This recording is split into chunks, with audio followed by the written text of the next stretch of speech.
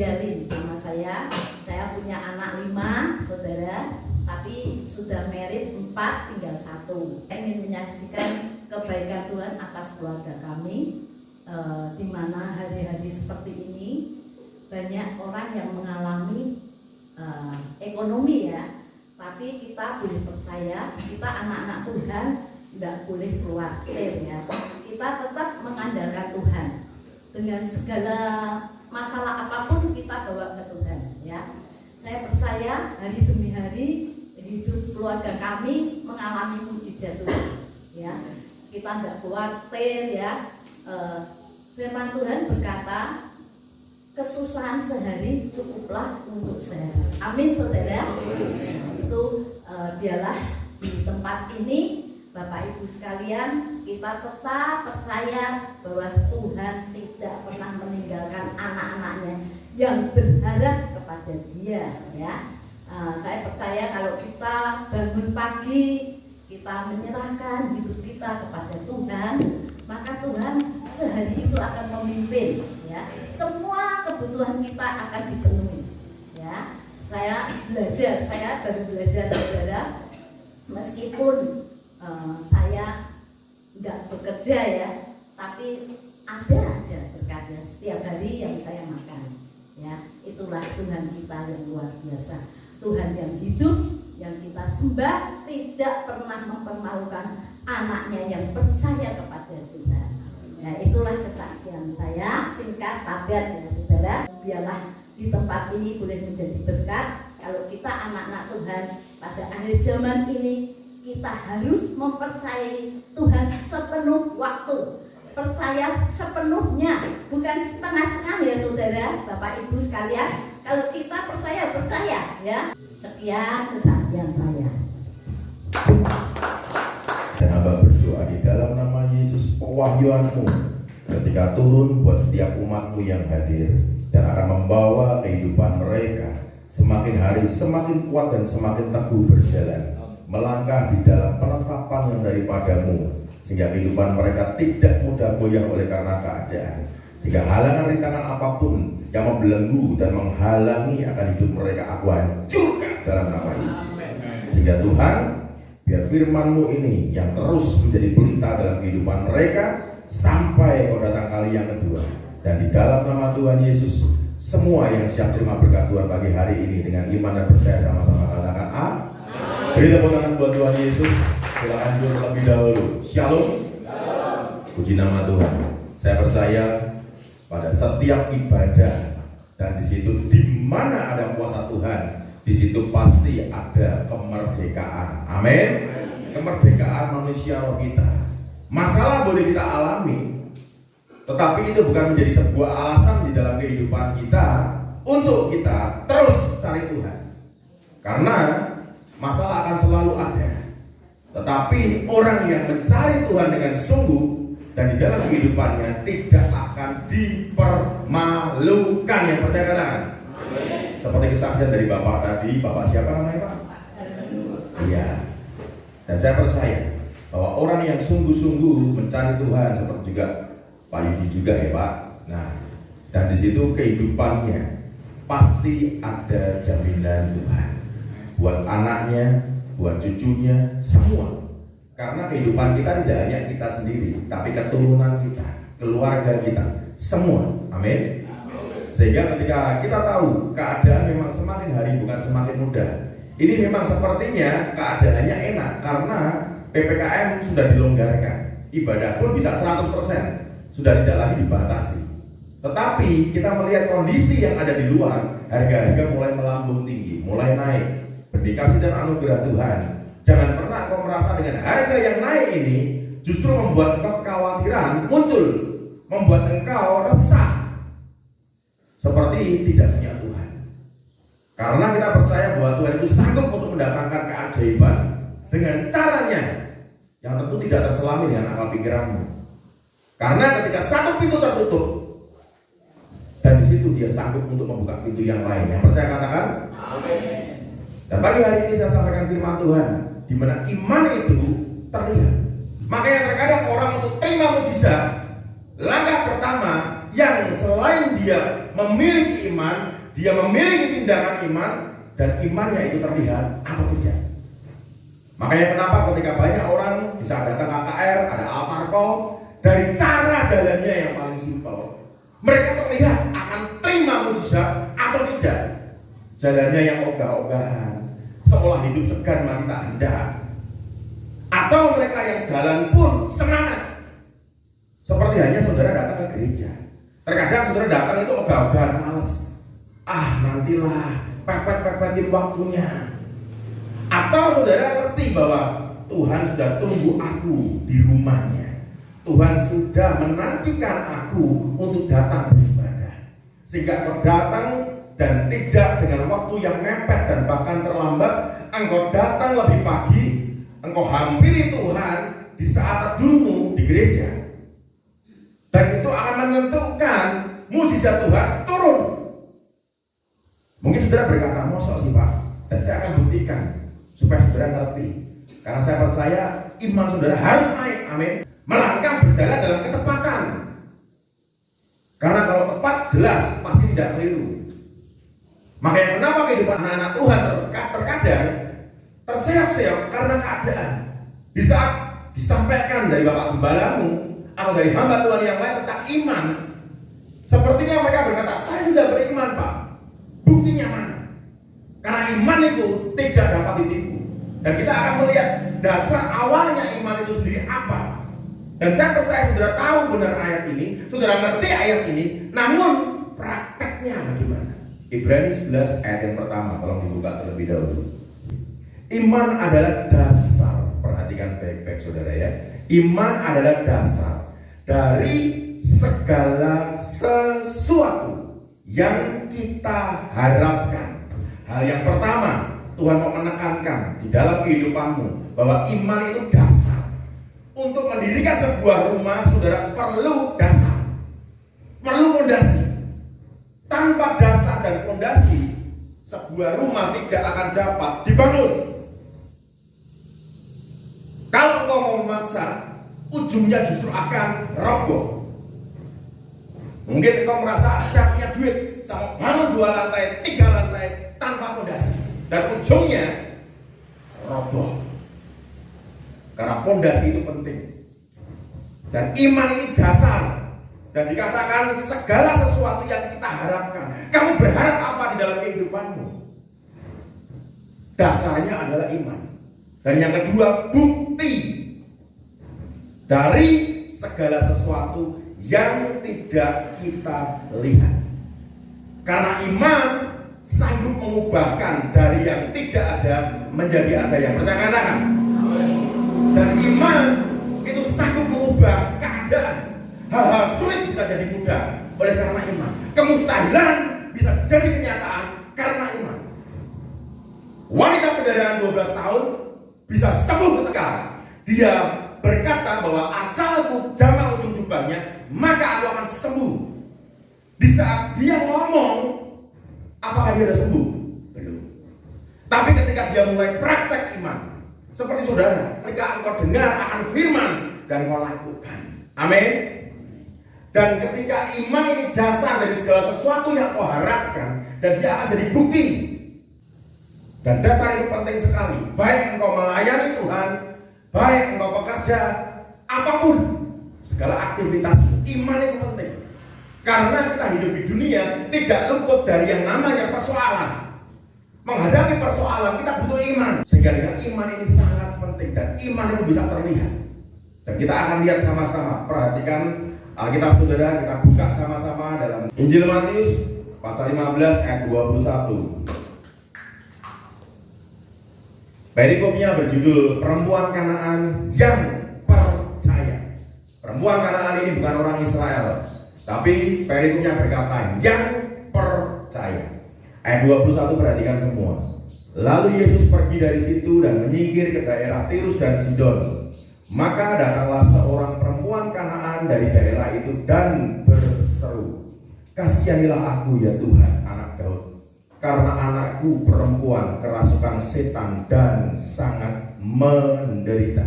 Saudara perhatikan semua ke depan. Seorang wanita, seorang ibu yang dia bukan orang Israel. Di zaman dulu kita tahu bahwa bangsa Israel adalah bangsa pilihan Tuhan, sehingga di luar daripada Israel beda dan ada perbedaan. Tetapi mungkin saudara berkata, lah berarti kita kan yang tinggal di Jawa, kita lahir di tanah Jawa, kita bukan orang Israel. Dan saya katakan, kita, saudara dan saya adalah Israel rohani. Amin. Karena ketika kita percaya kepada Tuhan Yesus, itu mengubahkan status genetik akan kehidupan kita. Kita itu Israel rohani, sehingga tidak ada jarak antara Tuhan dengan kita. Amin. Dan disinilah ketika wanita itu datang kepada Tuhan, perempuan Kanaan datang kepada Tuhan, dia ngomong, Tuhan kasihanilah aku, anakku perempuan kerasukan setan dan sangat menderita. Engkau mengalami persoalan yang seperti ini, dan saya katakan tidak mudah, saudara. Kenapa saya katakan tidak mudah? Karena kita bisa tahu kondisi yang dia alami. Sebab beberapa hari kemarin juga saya baru balik dari pelayanan di Jogja. Saya baru sampai ke Semarang jam 9 malam. Tapi tetap pagi ini saya layani saudara. Saya percaya karena apa yang Tuhan maukan, bukan yang apa saya maukan, supaya menggenapi apa yang Tuhan kehendaki. Amin. Dan di situ ada satu jemaat saya, dia sedang dalam kondisi depresi, stres. Depresi tidak mengenal siapa engkau. Mau engkau pelayan Tuhan, mau engkau jemaat Tuhan, dia bisa masuk. Dan ketika saya bertanya kenapa, dan dia ngomong, anak saya perempuan Pak, pergi. Kalau engkau melihat dari satu sudut pandang, engkau pasti akan menyalahkan anaknya dulu. Dia pergi Pak kepada mamanya, karena keluarga ini divorce, cerai. Balik ke mamanya. Oke. Terus masalahnya apa? Bapaknya cerita bla bla bla bla bla, yang ujungnya selalu membela diri. Dan saya percaya memang kecap tidak ada nomor 2.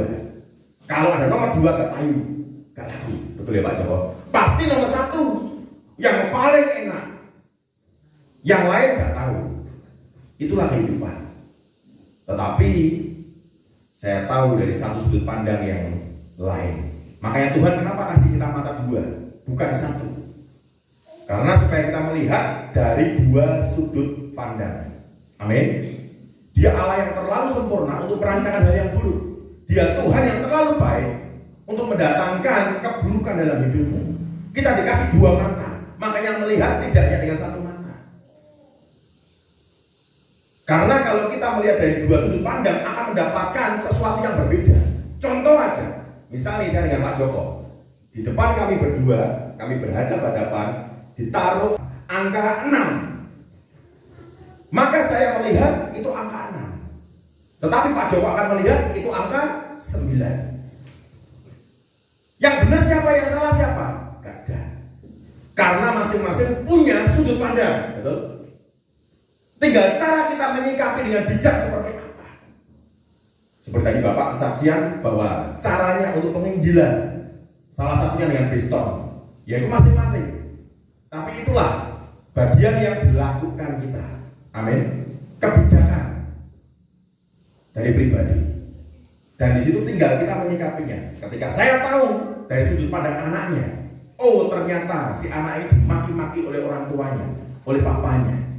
Dan ada kalimat yang sangat tidak layak, sehingga membuat anak ini tersakiti karena dia bukan anak kecil, dia udah dewasa. Dan akhirnya kembali ke mamanya.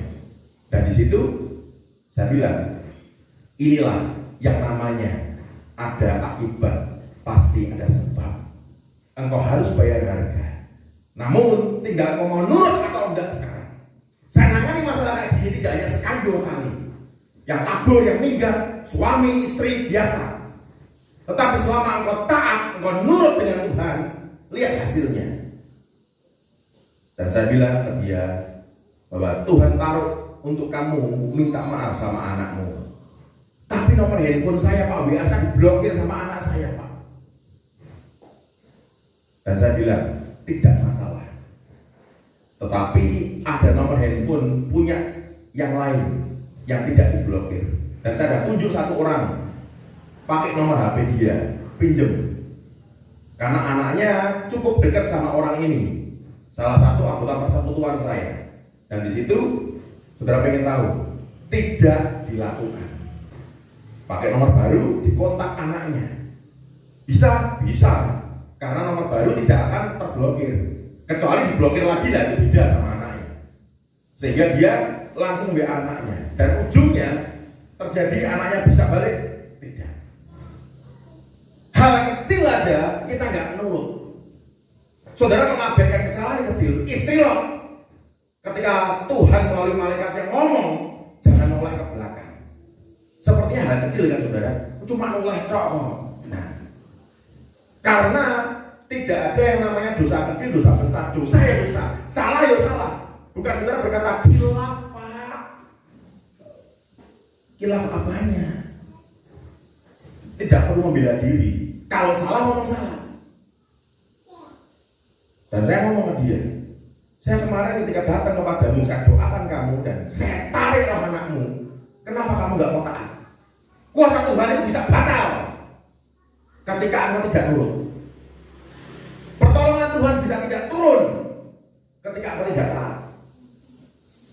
Contoh, ketika firman Tuhan berkata, kerjakan keselamatanmu dengan takut dan gentar. Kenapa? Karena keselamatan bisa hilang. Meskipun di luar sana ada pengajaran hyper grace, mereka berkata sekali selamat, tetap selamat.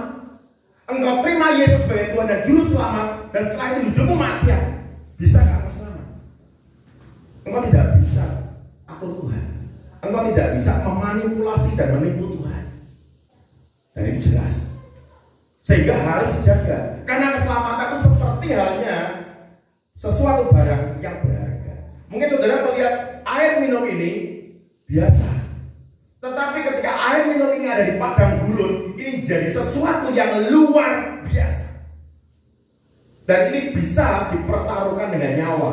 Ketika orang membutuhkan, mereka bisa jual semua dia punya duit, dibeli karena dia butuh, dia haus dan tidak ada air. Tetapi ketika sesuatu yang luar biasa ini, keselamatan yang tidak kita jaga, dicuri oleh iblis. Karena iblis tahu, iblis tidak punya keselamatan. Makanya dia bapa pendusta, dia berusaha untuk mencuri, membunuh, dan membinasakan, agar kehidupan anak Tuhan tidak terselamatkan. Dan saya katakan hal ini jangan sampai terjadi dalam hidupmu. Amin. Agar kehidupan saudara terus kuat. Karena tantangan yang harus kau hadapi bukan semakin mudah. Seorang anak bersekolah kelas 1 dengan kelas 2, pasti pendidikan, persoalan, masalah yang dia hadapi akan meningkat. Kelas 2 dengan kelas 6 juga beda. Studinya, mata pelajarannya beda. Pasti lebih sulit. PR-nya lebih banyak, ulangannya juga beda. Engkau mau naik level, tetapi tidak mau bayar harga, tidak bisa. Orang semakin lebih dipercaya, pasti engkau akan juga lebih banyak dituntut. Namun bukan menjadi sebuah ketakutan untuk kita dituntut. Ketika engkau menjalaninya seperti hari-harimu, engkau akan enjoy. Kebiasaan kenapa itu bisa terjadi? Karena sering dilakukan. Akhirnya saudara terbiasa. Misalnya nih, seperti Pak Joko bawa tasnya diisi 3 kilo barang. Saya percaya hari pertama Pak Joko bawa, kok abot menurut tasnya. Hari kedua, hari ketiga, hari keempat, udah tidak terasa berat lagi. Hari ke-7 dan selanjutnya, udah enteng aja, bawa nyeng. Karena apa? Terbiasa. Makanya banyak anak-anak Tuhan malas doa. Karena mereka tidak membiasakan. Kalau mereka terbiasa doa, menjadikan doa itu gaya hidup, mereka akan terbiasa. Sehingga kita lihat wanita perempuan Kanaan ini, dia datang ke Tuhan seperti engkau di saat alami masalah, kau datang ke Tuhan. Tetapi apa yang terjadi? Dan di ayat yang ke-23 dikatakan, tetapi Yesus sama sekali tidak menjawabnya. Di saat engkau mengalami masalah, engkau doa dan Tuhan tidak jawab doamu, sehingga masalahmu tetap ada dan bahkan tambah susah ya. Kemudian responmu apa kalau begini? Dan tidak sedikit anak Tuhan yang kecewa, ngomel, mengumpat, marah ke Tuhan. Akhirnya apa? Tidak Tuhan-Tuhanan. Repot kan? Padahal bukan Tuhan yang butuh kita, kita yang butuh Tuhan. Karena keselamatan hanya ada di dalam Tuhan.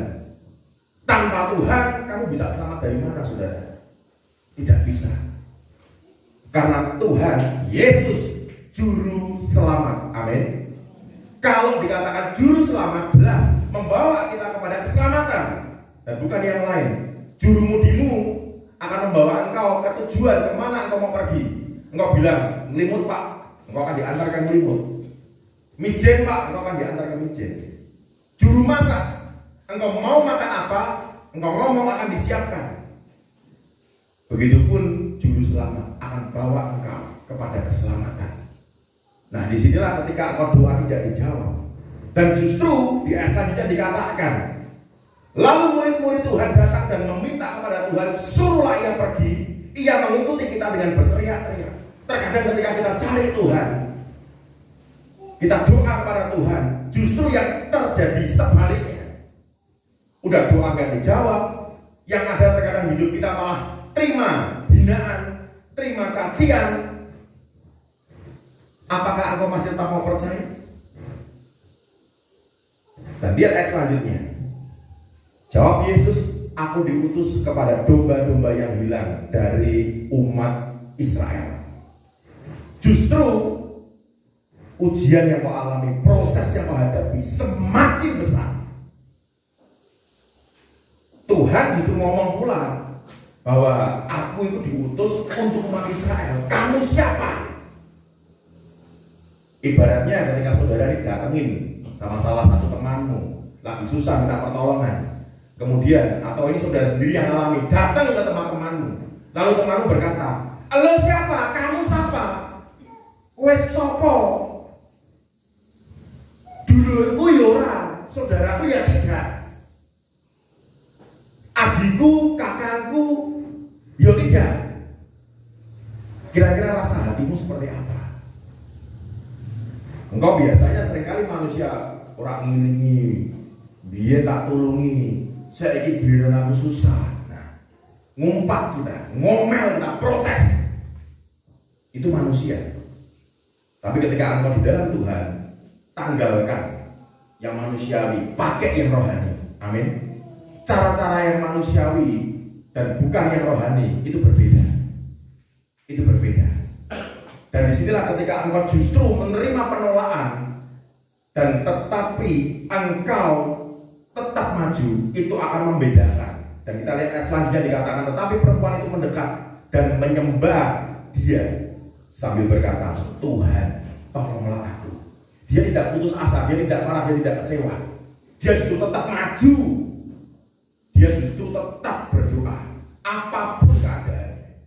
Makanya saya punya sebuah visi di dalam pelayanan untuk family care di Semarang. Ministry kami namanya Family Blessing, tapi kami punya kelompok selnya namanya Family Care tersebar di Semarang. Dan di situ visi yang saya taruh karena Tuhan maukan, yaitu adalah pray until something happen atau push. Yang seringkali saudara bisa lihat ketika saudara ke Indomaret, Alfamart atau ke mall atau kemana, di saat pintunya dikatakan ada tertulis kalimat PUSH yang artinya dorong. Dan mendorong dengan apa? Pray until something happen, berdoa sampai sesuatu terjadi. Dan wanita ini lakukan, dia udah dihina, dia nggak dianggap, mau diusir, tapi justru dia tetap masuk, dia tetap berdoa, dia tetap minta, dia ngomong, Tuhan tolonglah aku. Dia nggak putus asa loh saudara, nggak putus asa.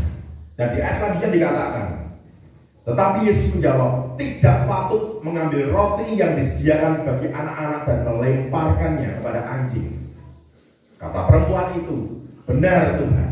Namun anjing itu makan remah-remah yang jatuh dari meja tuannya. Ketika perempuan ini tidak terima pertolongan, justru direndahkan.